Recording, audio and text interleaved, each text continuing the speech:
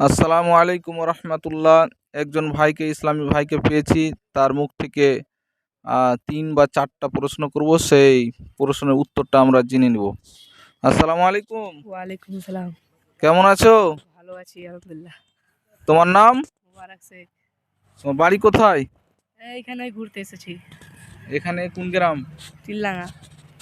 তো আমি সেই ভাইকে পেয়েছি, যে 3 বা 4টা আমি প্রশ্ন করব, সেই প্রশ্নের উত্তরে আপনারা অবশ্যই দেখবেন যে কি বলছে উত্তর। যে এমন জায়গা গিয়েছো যে সেই জায়গাতে আল্লাহ রসুল সাল্লাল্লাহু আলাইহি সাল্লাম হাসতে নিষেধ করেছে।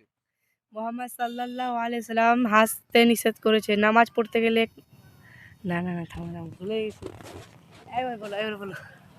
কোন জায়গায়? নামাজ পড়তে গেলে হাসবেন না। 2 নম্বর, এমন জায়গায় গেলে যে মনে হাসতে হয় না।